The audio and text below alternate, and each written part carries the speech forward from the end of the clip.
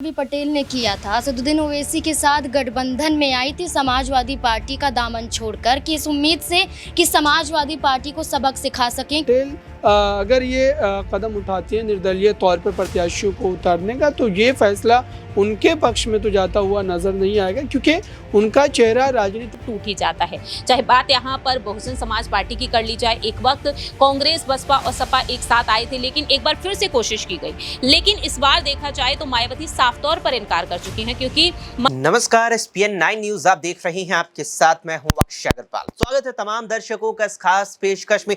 2024 का चौकीदार कौन? देश की 18वीं लोकसभा के आम चुनावों का आगाज बीते शुक्रवार की 19 अप्रैल से हो गया, जहां 7 चरणों में होने वाले आम चुनावों के पहले चरण में 21 राज्यों की 102 सीटों पर वोटिंग हुई, जिसके बाद अब आगामी 26 अप्रैल यानी कि कल ही शुक्रवार के दिन ही दूसरे चरण में 89 सीटों पर वोटिंग होनी है और फिर ये कारवां आगे बढ़ता चला जाएगा। इस बीच अब हर किसी की नजर उत्तर प्रदेश पर बनी हुई है, देश का सबसे बड़ा राज्य। और जब कभी भी बात आम चुनावों की होती है तो एक पुरानी कहावत जहन में आती है कि दिल्ली की कुर्सी का रास्ता लखनऊ से होकर गुजरता है, यानी दिल्ली तक पहुंचना है, केंद्र की सत्ता तक पहुंचना है, तो सबसे ज्यादा लोकसभा सीटों वाले उत्तर प्रदेश को पहले फतह करना होगा। यानी सबसे ज्यादा सीटें जिस राज्य में है वहां सीटें सबसे ज्यादा जीतनी भी आपको पड़ेगी। इस बीच उत्तर प्रदेश की जब बात आ चली है तो यहां पल्लवी पटेल कहीं ना कहीं चर्चा का केंद्र बनी हुई है। जिस तरीके से राज्यसभा चुनावों के दौरान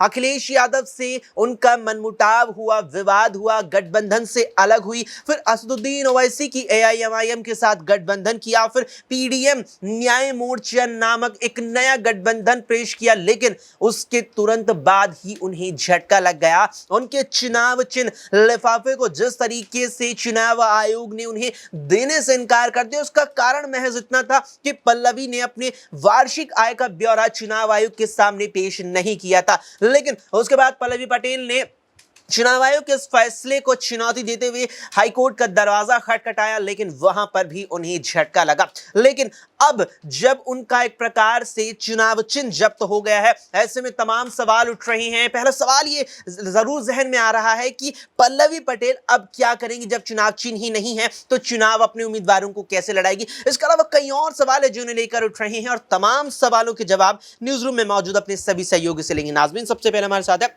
नाजमीन, जो तमाम चीजें पल्लवी पटेल को देखने को मिली या कहीं एक प्रकार से जो झटका उन्हें चुनाव आयोग से लगा, उसके बाद अब क्या लगता है कि चुनाव चिन्ह जो उनका है वो तो चुनाव आयोग ने जब्त कर लिया है, हाईकोर्ट ने भी याचिका उनकी खारिज कर दी। क्या लगता है कि सभी उम्मीदवारों को निर्दलीय मैदान में उतारेगी या किसी के साथ गठबंधन करके अगर 7 सीटें भी नहीं मिलती कुछ चुनिंदा सीटों पर चुनाव लड़ती नजर आएंगी? देखिए, गठबंधन तो पल्लवी पटेल ने किया था। असदुद्दीन ओवैसी के साथ गठबंधन में आई थी समाजवादी पार्टी का दामन छोड़कर कि इस उम्मीद से कि समाजवादी पार्टी को सबक सिखा सकें कि वो अकेले भी चुनाव लड़ सकती हैं, जीत सकती हैं और जितनी सीटें चाहें उतनी सीटों पर अपने प्रत्याशियों का ऐलान कर सकती हैं और खुद भी चुनाव लड़ सकती हैं। लेकिन बीते दिन एक खबर सामने आती है जहां पल्लवी पटेल द्वारा ये कहा जाता है कि वो खुद चुनावी मैदान में नहीं उतरेंगी, यानी कि उन्हें खुद मालूम चल गया है कि इस लोकसभा चुनाव में उनका कुछ नहीं होने वाला है, ना ही प्रत्याशी जीत पाएंगे, ना ही कोई दूसरी पार्टी ऐसे समय पर गठबंधन में आती हुई नजर आएगी। बसपा की बात करें, पहले चर्चाएं चल रही थी कि बसपा के साथ क्या गठजोड़ में आ सकती हैं।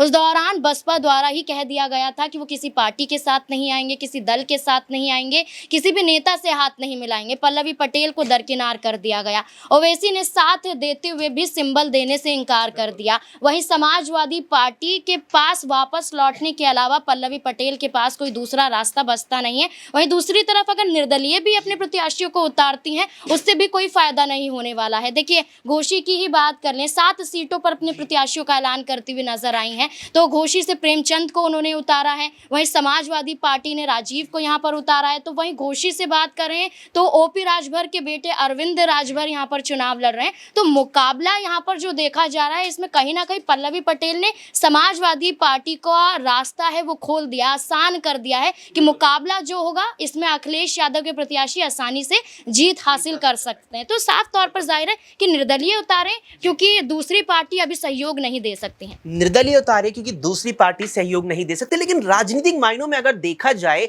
कोई एक राजनीतिक पार्टी चुनाव चिन्ह ना होने पर, किन्हीं कारणों से चुनाव चिन्ह ना हो, क्या अपने प्रत्याशियों को निर्दलीय उतार सकते हैं? और अगर उतारती है तो उसके लिए भविष्य के लिए कितना ये फायदेमंद साबित होगा, या अपने पैरों पर कुल्हाड़ी मारने जैसी बात होगी? अब्रार से जानेगा, अब्रार कितना ठीक लगता है अगर यहाँ पल्लवी पटेल के सामने यही विकल्प बचता है कि अपने तमाम प्रत्याशियों को निर्दलीय उतार दे? राजनीतिक लिहाज से देखिए, भविष्य के गर्भ में देखिए क्या छिपा है, क्या एक बेहतर भविष्य छिपा है अगर उन तमाम उम्मीदवारों को निर्दलीय उतारा जाए, या फिर अपने पैरों पर कुल्हाड़ी मारने जैसी बात होगी? देखिए, पल्लवी पटेल को एक बड़ा राजनीतिक झटका लगा है और जाहिर सी बात है कि इस समय पल्लवी पटेल अगर चाहें भी तो निर्दलीय प्रत्याशी उतारकर जीत हासिल नहीं कर सकते हैं। चूँकि पल्लवी पटेल की पार्टी भले ही विधानसभा चुनाव में कई बार अपना जो है दमखम दिखाती नजर आई है, लेकिन लोकसभा चुनाव में उनका वो राजनीतिक वर्चस्व नहीं है। और यही वजह है कि पल्लवी पटेल ने अपने एक बयान के ज़रिए कहीं ना कहीं ये बताने की कोशिश की है कि वो अपनी माँ कृष्णा पटेल को फूलपुर या वाराणसी सीट से उतार सकती हैं, लेकिन वो खुद चुनाव नहीं लड़ेंगे। अब ऐसे में पल्लवी पटेल कहीं ना कहीं एक राजनीतिक मझधार में फंस चुकी है। अब उनको ये जल्द से जल्द तय करना पड़ेगा, क्या अब ऐसे समय पर जबकि एक चरण का मतदान हो चुका है, किसी पार्टी के साथ गठबंधन संभव है, और अगर गठबंधन हो भी गया तो फिर उनको सीटें कौन सी दी जाएगी? क्योंकि लगभग सीटों की अगर हम बात करें तो या तो प्रत्याशियों के ऐलान हो चुके हैं या फिर प्रत्याशी तय हो चुका है, मात्र आधिकारिक तौर पर उसका नाम जो है वो अनाउंस करना बाकी है। तो मुझे लगता है कि पल्लवी पटेल अगर ये कदम उठाती है निर्दलीय तौर पर प्रत्याशियों को उतारने का, तो ये फैसला उनके पक्ष में तो जाता हुआ नज़र नहीं आएगा, क्योंकि उनका चेहरा राजनीतिक तौर पर उतना बड़ा भी नहीं है कि जो है निर्दलीय उतारने पर भी लोग उनके समर्थन में वोट करते नजर आए।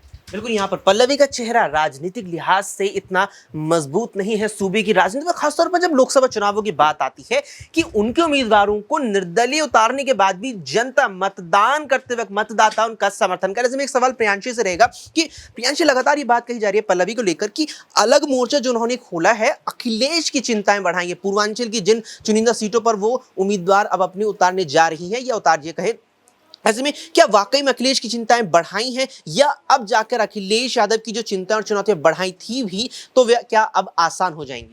देखिए, अखिलेश यादव की जो चिंताएं हैं वो और भी ज्यादा बढ़ती हुई नजर आएंगी, क्योंकि पल्लवी पटेल जो है वो उनका साथ छोड़ चुकी हैं। सिराथू सीट से जब अखिलेश यादव ने उन्हें आगे किया तो पल्लवी पटेल ने केशव प्रसाद मौर्य को भी हरा दिया। लेकिन इस बार ये देखा जा रहा था कि पल्लवी पटेल ने 3 बड़ी जो मानी जाने वाली सीटें हैं उनको लेकर मांग उठाई थी, जिन सीटों को वह उन्हें नहीं दे सकते थे। नगीना सीट की बात कर ली जाए तो नगीना सीट चंद्रशेखर आजाद उनसे मांगते रहे, लेकिन अखिलेश यादव ने साफ तौर पर इनकार कर दिया, और इसका नतीजा यही निकला कि चंद्रशेखर आजाद अपने दम पर ये चुनाव लड़ते हुए नजर आए, गठबंधन से अलग होकर।